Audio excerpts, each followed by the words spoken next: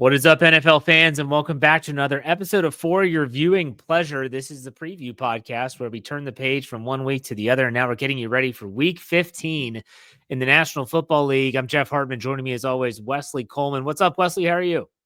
I'm great, man. This is actually, you can almost start saying that these are playoff matchups now. There's going to be multiple games every week where it truly is maybe not an elimination game, but playoff seeding, which is going to matter who gets home field advantage or who gets a bye. Like this is this time. It's exciting. We've got great games this week. So before we talk about the primetime slate, which is how we always start the show, let's first talk about the playoff picture for both the AFC and the NFC. In terms of clinched playoff spots, both the AFC and NFC have two teams that have clinched spots. Some of them have clinched their division. The Kansas City Chiefs are the number one seed in the AFC. They have clinched the playoff spot, and correct me if I'm wrong, they clinched the AFC West with their win over the Chargers, did they not? They have, yes. That's what I thought. Buffalo Bills, they've won the AFC East. They've clinched their spot, and they're the number 2 seed despite them losing last week to the LA Rams. Now, in the NFC, the Lions have clinched a playoff spot. They have not clinched the NFC. Yeah, nobody in the NFC has clinched the division yet. Okay, and the Eagles have clinched a playoff spot as well. What's interesting to me is when you look at the playoff picture, you have like the in the hunt or on the bubble, whatever website you're looking at and how they describe it. In the NFC, it is all these teams. Only one team in the National Football Conference has been eliminated mathematically. It's the New York Giants. Meanwhile, in the AFC, the Browns, Jaguars, Jets, Titans, Patriots, and Raiders are all eliminated. So what do you think about the playoff picture before we talk about this week? Well, I think in two ways it kind of makes it exciting because one, the AFC, you still have quite a few teams fighting for that seventh position. It's kind of maybe even after this week, if Miami loses, you're kind of getting down to who your 7 are, but the positioning of those 7 is really up for grabs on what can happen. Where in the NFC, there could be some ridiculous team right now that you'd almost say is excluded and isn't going to have a chance that could definitely jump into the playoffs. There truly is. It's kind of all over the place. Even you're talking about like a 5-8 Dallas Cowboys or New Orleans Saints can, make the playoffs, or even the Saints are still not eliminated from their division, which is so ridiculous that I'm not even putting any credence to. It's interesting because even though you have the NFC North, which is so loaded with quality teams this year, the rest of the divisions are still kind of up for grabs. When you think about the West, I know Seattle's 8-5, but there's still a lot of division games left in that division. You look at the NFC South, like you mentioned, with the Saints, and the Tampa Bay Bucks are in the lead right now.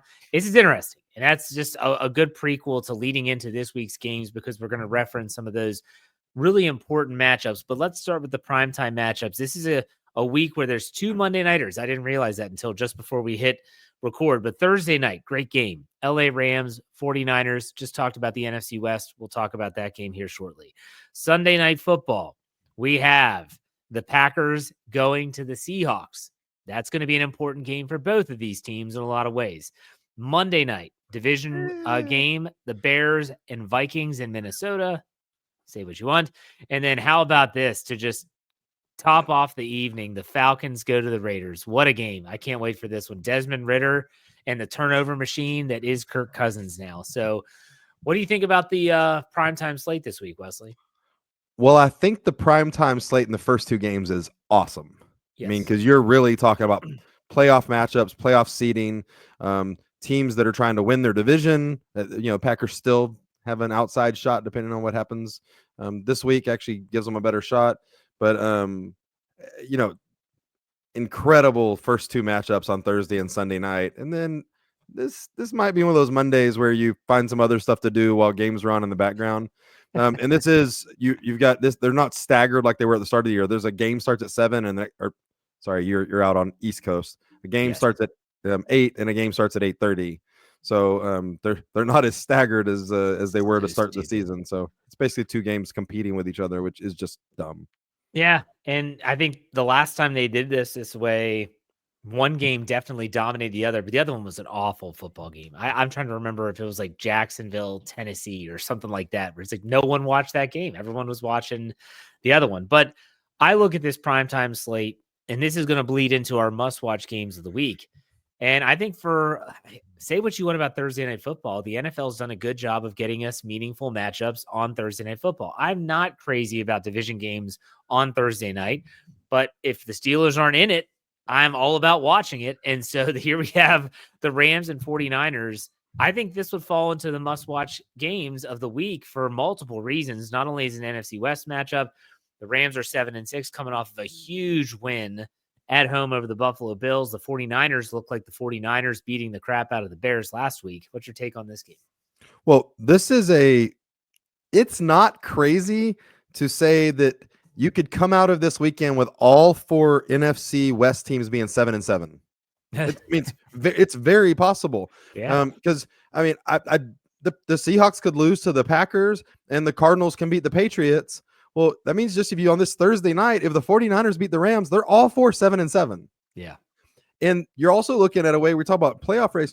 There's a real opportunity where any of these 4 teams wins the division and the other 3 don't make the playoffs. Yeah. It's, a very real possibility with how the NFC North has been. So this is an important game. And the Rams right now are a team that you don't want to mess around with. If they just beat the Bills, they're kind of firing on all cylinders and looking good. They did beat the Saints in an ugly way, but outside of that, the other 2 games around that, the Rams look like a juggernaut offense. And if they can just get enough help on defense, they're tough. And so, this is a huge game for both teams. But I think specifically, really big for the Rams. And I'll let you go with your must watch in a second, but I would also say that the Sunday night game is going to be up there. We'll talk about that. I'm curious which way you're going to go, because I just talked about Thursday Night Football. Which must-watch game do you have atop your list? Because there's a couple, I think. Are you out of the primetime games or in general? Just in general. We're talking the full slate. Oh, the Bills-Lions. Come on. You got to go there. Come on. Yeah. In Detroit. In Detroit. Now, man, and listen, I like Matthew Stafford and the Rams. But if the Bills would have beat the Rams last week, you're really coming into this game like hyped. It kind of kills a little bit of the, craziness because the Bills just lost. Having said that, that's what the Bills do. The Bills have done this for years where they just they'll go through 3 or 4 weeks and you're like, they're the best team in football. That's it. They've figured it out and they're just going to be hot. And then they lose ridiculous games. And that's kind of what they do. This has got to be a get right game for them. This is the Lions trying to make another statement, and they've been very clear about that. That's what they're doing, is trying to make statements. This is a big one. Well, let's just go down this NFC North path for a second. If the Lions lose this game, the Bills go into Detroit and win, they would default to 12-2 on the season. And let's assume, I know this is a crazy assumption. Minnesota's going to beat Atlanta. Let's go. Or not Minnesota, not them, but Minnesota's going to beat Chicago. The Bears, yes. And it's 12-2, and they're going to be tied. But when you look at Minnesota's schedule, they have to go to the Seahawks next week, Packers, and then they finish with the Lions. That's Week 18 for the division. It could be, and they just chalk it up to Sunday Night Football, which they leave vacated for games like that. But and that game is in Detroit as well. What's that? That game is in Detroit as well. True. Yeah. So this is a good game to watch. Definitely would be must-watch TV. We'll talk about it in fantasy purposes as well. And, okay, I'll go and say the other one, and maybe you weren't even going to say this, but I think Steelers-Eagles at 425 should be a lot of fun. And the Steelers haven't won in Philadelphia since like the 1960s. That's been well documented. Philadelphia, though, is a team that, man, I don't know what it is about this team that it kind of feels like a high school team. Like, there's players beefing all the time. The coach is saying some stuff that he probably shouldn't. You got guys that are on injured reserve doing podcasts or radio spots saying how AJ Brown needs to handle his business better. And I was like, this is crazy. This is very on par for the Eagles. I think this sets up a really good game with the Steelers. What are your thoughts? Yeah, here's the problem with the Eagles, and I get they're 11-2. And I said this earlier this year, and anybody listening might think that I'm crazy, but Jalen Hurts is Justin Fields. He just got the contract, and he got a team that was like, we're investing in you no matter what, and we're going to keep going down this route. There is now better team around him than Justin Fields did, and a better coaching staff probably behind him. So they've gotten the best of that player. But Jalen Hurts is Justin Fields. Like they're not as far off different than you think. There's a whole lot of 50% completion percentage games for 6 yards an attempt, and then a whole bunch of rushing yards. So I think this is a good matchup for the Steelers. The Steelers have matched up well against some running quarterbacks. And now Saquon Barkley's the great, Yeah. the great, what's the word I'm looking for? He's freaking awesome. I know that. He's going to be the one that will determine if it even matters, because Jalen Hurts has played some awful games this year that the Eagles have won pretty handily because of Saquon Barkley. So this is a great matchup. And again, I think the Steelers, maybe there's some questions the last few weeks of the consistency of their defense. Whether it's not necessarily full games, but they've had some quarters or some halves where it's like, oh, are they a top 3 or 5 defense? What is? There's some questions. Well, they figured some stuff out and made, been better at the end of games. But this is a big one that they've got to figure out how to stop this Eagles offense. Yeah, the Steelers have gone up against some really good running games when they played them during the season. They went up against the Chargers earlier in the year. They played the Baltimore Ravens, who were the number 1 rushing team, and they seem to do okay in those games. The question is always, can the quarterback then beat them? And that's the question for the Eagles, like you said. And you bring up Jalen Hurts comparison to Justin Fields. I remember watching the Philadelphia Eagles. That was on Monday Night Football, I think early in the season, when Justin Fields was quarterbacking the Steelers. And I'm watching Jalen Hurts, and I even put it out on social media. I was like, can someone tell me the difference between these two guys? Because they look really similar, except one guy has a really good team around him, and the other guy never has. And a lot of people agreed. And so I don't think your take there is that far off. He's had unwavering support from the organization. Jalen Hurts has, and Justin Fields always had questionable, like, oh, well, maybe we're committed, maybe we'll trade him, maybe he shouldn't be doing that from the Bears. So, I mean, again, that makes a difference. The Steelers defense that you bring up, it's fair to question sometimes if are they really that good? The one thing they've done well all year is take the ball away. They lead the NFL in takeaways, and they get those timely interceptions, fumbles, all that stuff. They have been thriving on that. And so we'll see if they can keep that up. The Eagles have given up a lot of sacks. Jalen Hurts takes sacks from time to time. And so we'll see how that looks. It's kind of unfair, though, because the Steelers do get to play the Browns twice a year, and that's just kind of what they do, is turn the ball over. So it's maybe a skewed stat. They only got one. No, that's not true. They got a couple in the snow, too, against Jameis. Fair enough. Any other games on the must-watch list for you? I mean, we mentioned the late game there, but the Packers Seahawks is, I mean, I'm not going to call it, that is a playoff game for both of those teams. The Packers, I'm sure they'd like to get into that Detroit, Minnesota conversation. They'd probably like to not be the 7th seed. I mean, you're talking about some tough stuff there. There's a route where Green Bay, Minnesota is getting a seed. You get an NFC West team that gets hot. Washington is already at 8 wins. The Packers isn't guaranteed they're even going to make the playoffs. I mean, there could possibly be, we talked about these ways that a barely 500 team get in the playoffs. There's also a route where a couple teams get hot and a 9 or 10 or 11 win team doesn't make the playoffs. We still got enough weeks left to question what's going to happen. So this is a big thing for the Packers. The Seahawks have looked great lately. Listen, I complained a lot this year about how much Geno Smith was throwing. They've taken that back a little bit, and they've let their running backs, carry the ball. I think it's been better for them, but Geno Smith actually looking great. It's crazy what's happened. They look like the cream of the crop in the NFC West right now, and that's why they're 8-5. All right, let's go to fantasy lineups, games that you're saying you could just stack your lineups. And is there any other game to talk about than Bills Lions right now? I mean, it's definitely at the forefront. Yeah. I mean, there's so many different options. When you talk about Shakir, the receiving threat that Josh Allen's got a great rapport with, you got some other weapons there. You got Cook as a running back, Josh Allen himself, who put up just 6 touchdowns against the Rams without turning the ball over. Just insanity. What's your takeaway from this game from a fantasy perspective? I mean, the Lions have the scary thing. Both teams have scary questions. The Lions, you don't know which running back you should start, if you can start either running back. And then, the Bills, you don't know if they have a wide receiver or tight end that you can start or should start. Amari Cooper's picking it up. He's picking up the offense and playing well.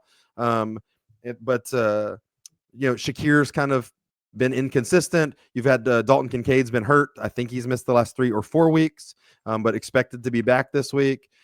So there's just, and then Keon Coleman's also dealt with injuries and just being a rookie wide receiver. So this Bills have this great passing offense that you don't know if you can start any of their pass catchers besides probably Amari Cooper. Then the Lions had this amazing running attack, and you either way you look at it, you either shouldn't start either running back or you have to start both of them. I'm not sure. So there's definitely questions there. Yeah, for sure. Now, a lot of people might think that the next game would be like, oh, you just got to go to Steelers. No, I'm actually not going that direction for obvious reasons. Saquon Barkley's a must start every week. That's just where he is. He's in that realm. I'll tell you a game that a lot of people might not talk about that for fantasy purposes you might want to think about is Chiefs-Browns. Chiefs-Browns, first and foremost, the Chiefs against the Browns defense. The Browns are putting players on IR. Greg Newsome went on IR. I saw that Kadarius Toney got cut. Shocker. After fumbling the punt. Then you have Jerry Jeudy, though, on the Cleveland side, who's put up some tremendous numbers. I mean, some really good numbers with Jameis Winston at quarterback. I'm not starting Jameis Winston, but I would think about Jerry Jeudy. What do you think about this game, and what other games are there that you might mention? So I do like where you're going, at least for fantasy numbers. I'm not going to throw out Nick Chubb yet. I mean, I think he still is not 100% coming back from a massive knee injury, but he's been playing 4 or 5 games, maybe getting a little bit more carries each week. If Jameis and this passing offense keeps making the linebackers and everybody and the safeties stay back, Nick Chubb is going to, I think, have a game or 2 before the season's over. I'm not sure if it's against the Chiefs. That could be. I don't either. It could be a tough one. Start Jerry Jeudy, though. I'm telling you. Yeah, I think Njoku is a must start for the tight end. I mean, Jameis Winston gets the ball to him as well. So there's definitely some people in this game that you got to start. Yeah. I do have another one, and this is one I think of the start of the season. If we were talking about big Week 15 games, we'd be talking about the Dolphins and Texans, maybe top of this list. That might have been going into Week 1. If you were just like, what's a big matchup late in the season? We'd think both of these teams have double-digit wins by this time, instead of the Dolphins being 6-7 and the Texans being 8-5. The Dolphins, that big high-powered offense, CJ Stroud going into his second year with the Texans. And instead, like, it's kind of we haven't even mentioned it, and we're halfway through the show with, what still can be an exciting game, and I think can answer some questions about both of these teams moving forward. CJ Stroud looks off.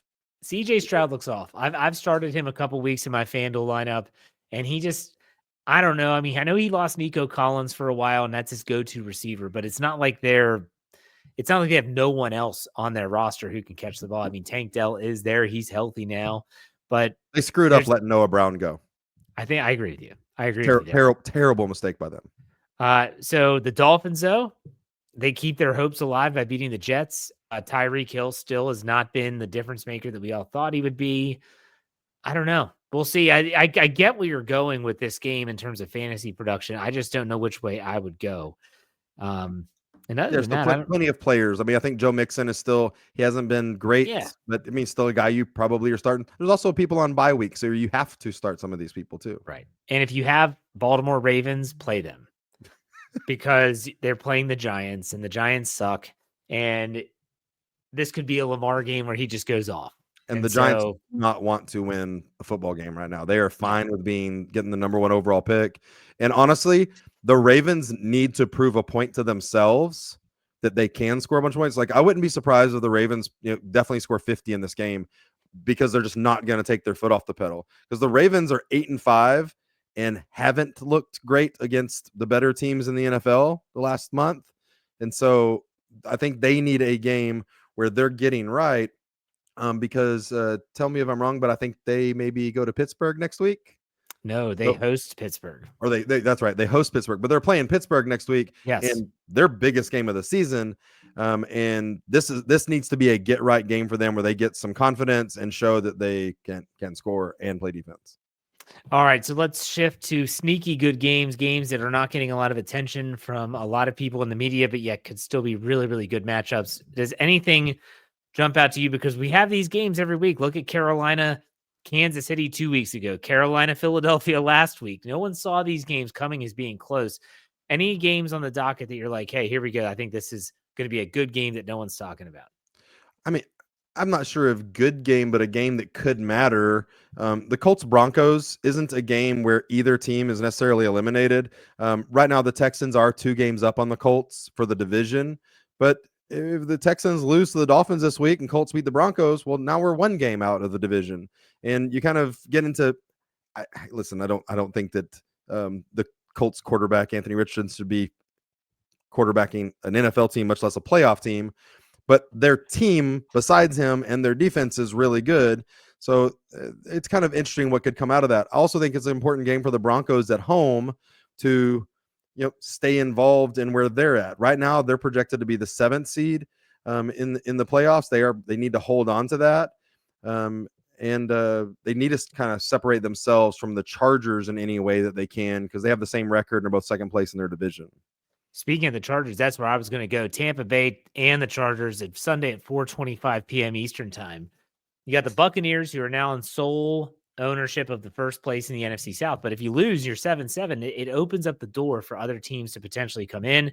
The Chargers, they're coming off of a tough loss to the Kansas City Chiefs, where stoinking in, there you go. The Kansas City Chiefs have gotten the bounces this year for sure. And sometimes it is what it is, but the Chargers cannot fall to 8-6, especially when you talk about the Broncos. And even though most of those teams are probably guaranteed a spot in the postseason, where they go and where they're seated, that's going to be up for grabs. So I think that's another game. Any other games for you for sneaky good matchups? Yeah, right now you're mentioning that. I mean, the 6th seed goes to Pittsburgh, and the 7th seed would go to Buffalo. Yeah. Neither one necessarily a great draw, but No. as cold as it is in Pittsburgh and all that stuff, like, we know what Buffalo is in, like, what can be in January, and it looks like Josh Allen's the only person in the NFL that can play in that. So you don't want to go to Buffalo in January, because I don't care who you are, you may not have a chance to win if he's the only guy that can walk and run and throw the football. That's fair. It's absolutely fair. All right, let's go to you can only watch one. If there's a game that you're like, okay, and there's a lot of options on this docket. I actually like this slate of games this week. If you could only watch one, which one are you going? I mean, I'm gonna watch that Bills-Lions game now. And it's just, even with the Bills' loss, I am still pumped for this game and seeing what they can do. And maybe them losing makes it more exciting, because now they can't lose a second game in a row, and now it's becomes a must win for them and a big game for them. But I don't want to throw away the Steelers-Eagles. I think that's a huge game. I kind of think the Steelers might beat the crap out of the Eagles. With Jalen, I don't think Jalen Hurts is gonna be good with that defense, and I assume that if Pittsburgh makes them one dimensional, even Saquon Barkley can be tackled and stopped. Yeah, I hope you're right. That's the game I'm going to go with. Yeah, the Steelers, because you mentioned the Bills. If the Bills go to 10-4, and let's say somehow, some way, the Steelers break their streak in Philadelphia, that long streak, and they go to 11-3. Steelers are now number 2 seed, and that's important. That's huge, because now if you were the number 2 seed, and there's still a lot of football left to be played, they still have to play the Ravens. This is the Steelers. They still have to play the Ravens. They still have to play the Chiefs before we even get to week 18, a game against the Bengals at home. But if you could be a team that's like, let's assume that Kansas City is going to hold on to the number 1 seed. Shoot, if I'm that team that I only have to travel if I've got to go to the number 1 seed in the AFC Championship game, that's not a bad place to be. It really isn't. So, all right. What about dud of the week? Let's go with this. There's a couple options here. What's your dud of the week? Well, so I'm going to actually throw out the Commander Saints for this one. The Saints have already had trouble scoring with both their number 1 and number 2 wide receivers out. They've had deficiencies and injuries along the offensive line. They finally just this week got their starting offensive line back, and now their starting quarterback has broken his hand and gotten a concussion, and he's going to be out. So the Saints, who are already struggling to run or throw the ball or do anything, now are going to probably start Jake Haener with this group of people who don't play good offense. Wait, where's Spencer Rattler? What's he doing? Is he hurt? I think they'll give Hayner the first shot, but I do think we'll see Rattler in the next couple of weeks. They'll give both of them a shot to play and see if quarterback is going to be their draft pick with their top 10 draft position.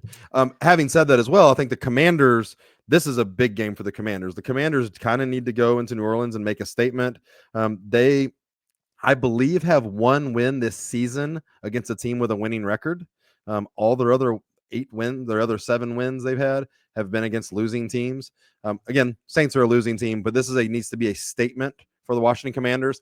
I also think that it's a really fun game for Jaden Daniels returning to Louisiana. There is going to be an enormous LSU presence in the Superdome this week, cheering not against the Saints, but for Jaden Daniels and being happy for his success. So I could see this being a game that kind of gets out of hand and isn't that interesting by the second half.